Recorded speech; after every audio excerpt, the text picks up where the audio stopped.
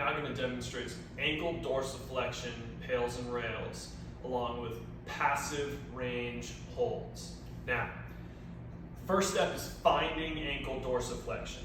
I'm going to do it from this rather compact base position, putting my chest behind my thigh and leaning the knee over the front of the foot, finding a bit of a pressure kind of in the front of the ankle. This is my end range dorsiflexion. This may be a difficult position for some folks, so it's perfectly fine to come up taller, lean over the knee, and then drive the knee out over the front of the foot. Every step after finding dorsiflexion will be the same. So I'm going to come down to the position I like here in this compact base, chest behind the thigh, lean a knee over foot, and like all PAILs and rails efforts, step one, I'm finding my stretch, in this case dorsiflexion, and I will hold it for 90 seconds. I'm going to pretend now I've held this for 90 seconds, go right into my PAIL sequence. The PAILs effort in this case is a gas pedal-like motion, pushing the foot down into the floor. So I'm going to start a light effort here from end range, pushing the foot down, kind of curling the toes into the floor, pushing the forefoot down into the floor, imagining like I'm trying to push the earth away with my whole foot. I'm going to slowly continue to increase this effort, gradually increasing how hard I'm pushing until I find my strongest, safest effort. I feel the work through the calf, I feel the work through the foot as I'm curling the toes down, pushing the foot into the floor, and I'm going to hold this strong, safe effort, driving the earth away with my foot for about 10 to 15 seconds. At the end of that 10-15 seconds, I'm going to slowly back off that effort.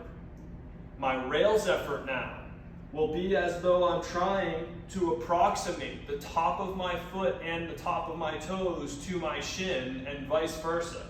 So imagine as though we've got some kind of ball or balloon trapped in this crease between foot, ankle, and shin. We're trying to crush that balloon, that ball. So I'm going to start squeeze these muscles along the front of the shin.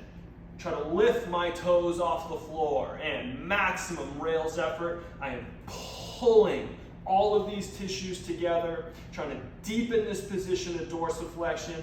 It's uncomfortable, but we're embracing it. We're holding this high effort rails contraction for about 10 to 15 seconds once again. I'll back off, pretending I've completed a full sequence of rails there. And we're going to go now immediately into a few passive range holds. Now what a passive range hold means is I've gotten deep into the end of my, in this case, dorsiflexion, okay? And I am going to work to maintain control of this position. So I'm coming down into this position, just like my rails. I am now starting to squeeze the muscle through the shin, try to lift the toes off the floor.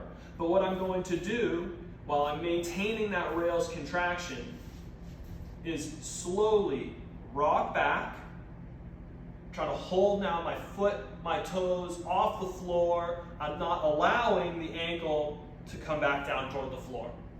So once again, here I am, end range dorsiflexion, rails-like contraction here, squeezing front of the shin, lifting the toes and the foot off the floor, and rocking back onto the heel.